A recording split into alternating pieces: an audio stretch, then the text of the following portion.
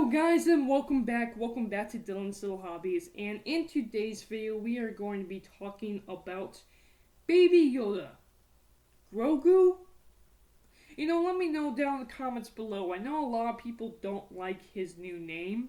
What do you think I should call him? Do you think I should call him Baby Yoda? Do you think I should call him Groguu or the child? I actually don't mind the name Groguu.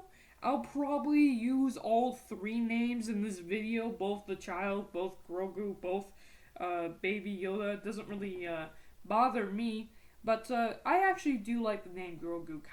I thought it was originally Drogo, like dragon or something like that. I don't know why I thought that, but Groguu. It's kind of a cute name. I don't personally hate it, but let me know down in the comments below, what do you think I should call him?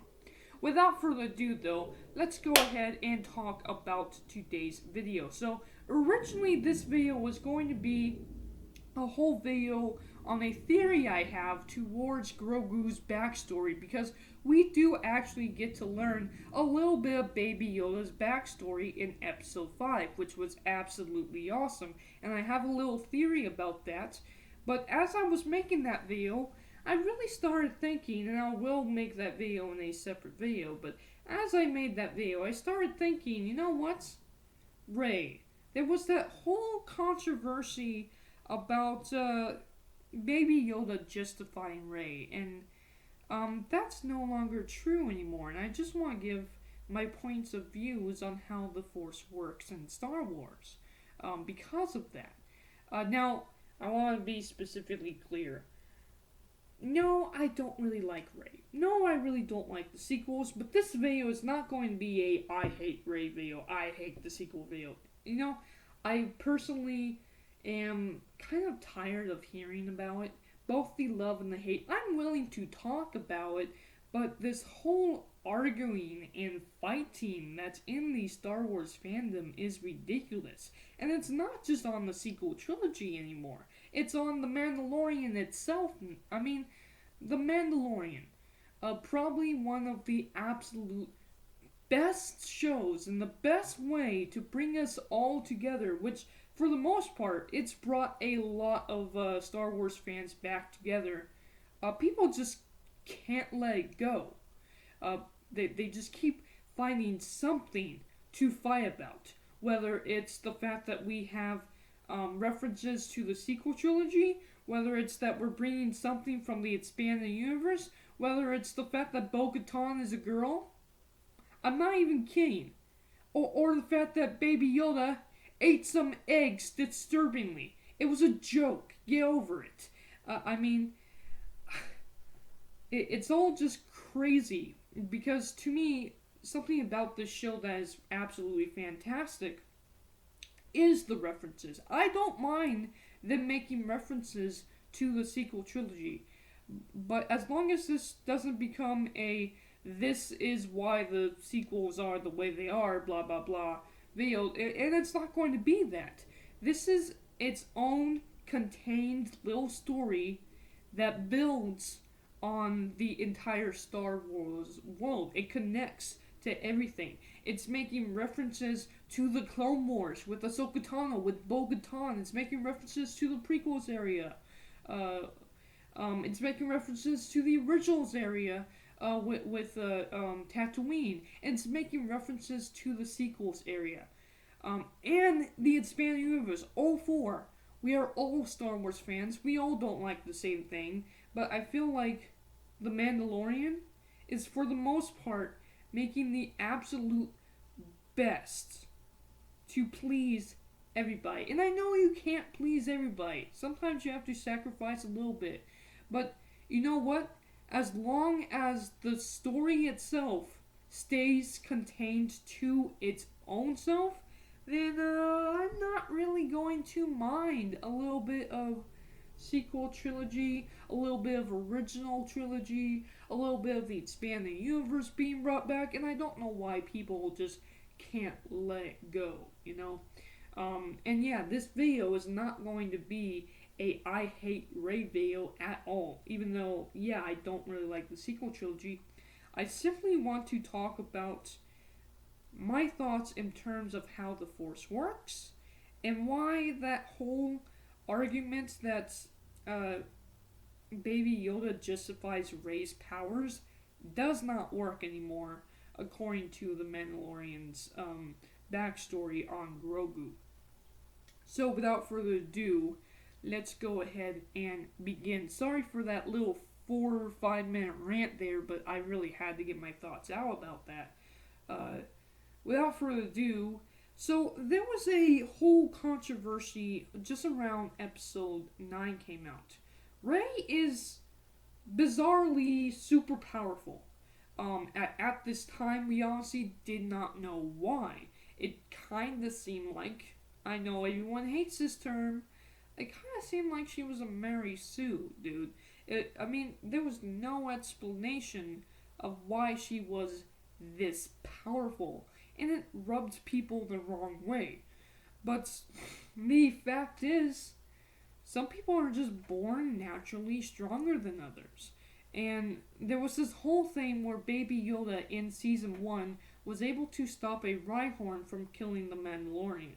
And then he passed out after using the Force. Okay, the whole idea was, well, that justifies why Rey is so powerful, because they're strong when they're babies, so why wouldn't Rey be strong as an adult? So I just want to clarify my thoughts on this. The thing is, so I think of it as an athlete, people are born naturally strong, people are born naturally able to run faster than other people, and it doesn't matter who you are, what you are, it doesn't matter. People are just born naturally strong. People are born naturally faster than others. But that doesn't mean that with the proper training that you could be faster, you could be stronger. And that doesn't mean someone who was less stronger than you, weaker than you, could be stronger than you with proper training. And a good example of that is actually Obi-Wan Kenobi and Anakin Skywalker. Anakin Skywalker is naturally born strong with the Force, Obi-Wan Kenobi is not. The reason why Obi-Wan Kenobi is so powerful is because he trained to become that way from day one. Obi-Wan Kenobi, he's not the weakest Jedi of them all, but he doesn't have the strongest Force abilities ever. Not compared to Anakin Skywalker, at least. But the reason why he's able to keep up with Anakin Skywalker in the first place in episode 3 is because, one, they've been working together forever. They know each other's moves very, very well. Plus, Anakin Skywalker technically is stronger than him, but his mind is clouded by his actions right now, and he's just trying to justify him, and he's letting his anger cloud his judgment and trying to kill Obi-Wan Kenobi because of that. And Obi-Wan Kenobi is still, even with all of that against him, able to keep up with Anakin Skywalker. Barely. Still though, Obi-Wan Kenobi wins because he has the high ground. He gets the high ground on Anakin where Anakin never could, So I think that's just great storytelling. I think that's just great writing, actually. The fact that Obi-Wan Kenobi may not be the strongest ever, like Anakin Skywalker is, but he's still able to keep up and easily not only surpass him, but beat him. Yeah, he beats Darth Vader. He beats Anakin Skywalker, Darth Vader at this moment. Not when Darth Vader was in a suit either. This is when he's still in pretty much a full body. This is when he's at his strongest. Maybe with a little more training and not being put into a suit, he could have become far more powerful than we could even imagine. I truly believe that Anakin Skywalker, Darth Vader, if he never got to be put in the suit, he would have become even more powerful than Rey. Even more powerful than we can possibly imagine. If it wasn't for the fact that he let Obi-Wan get the better of him. And Obi-Wan is a very powerful, very strong Jedi, but it's because of his training that Darth Vader never got. That's why Obi-Wan Kenobi is so much stronger. And it's the same thing with Rey. Rey is naturally born strong. You know, well, she's a clone. You know, daughter of a clone. She's a clone of Palpatine. She's naturally strong. Palpatine is naturally strong with the Force. So it just makes sense that Rey is too. You know? So this whole idea that Baby Yoda justifies her strength doesn't compute because she's just naturally strong. Baby Yoda is naturally strong. We see powerful baby in Star Wars The Clone Wars. They're able to use the Force. They're able to float small little objects around. It's a natural gift to them. That doesn't mean that they're going to be stronger than Anakin. They could be stronger than Anakin if they have the right proper training, but they're just babies, you know? They're just using what comes natural to them. And it was the same thing for Baby Yoda. He used what came natural to him. And the thing is, Baby Yoda, we actually know now from his backstory that we learned in episode 5 that Baby Yoda actually had some training. He actually had some training at the Jedi Temple. And I mean, that's why he's able to do what he can do in The Mandalorian. I mean, sure, he's 50 years old, but I highly doubt that he was trained very long because then Order 66 happened and someone had to pick him up and take him somewhere. Had to protect him from Order 66. So whatever that was, I actually have a theory on that. It will come in my next video, but yeah, Baby Yoda doesn't justify Rey's powers anymore, which I really, really like. And when that came out, I never really wanted to express my opinion on that because I just kind of was like, that doesn't justify it at all. Let's see where this story goes, and let's see where Rey goes. I mean, in Rise of Skywalker, by then she had a year of training, and that's why she became so powerful as well, you know. By that point, I'm okay with her being as powerful as she was. I don't really like the idea that she had forced lightning out of nowhere. You can't just have forced lightning out of nowhere, at least not to me, but plot hole, maybe, doesn't really bother me. And I mean, here's the biggest thing with Baby Yoda versus Rey. Baby Yoda, we can easily see, is tempted by the dark side to protect Mando. He chokes Cara Dune thinking she's an enemy. He's tempted by the dark side. This is why Ahsoka Tano won't train him.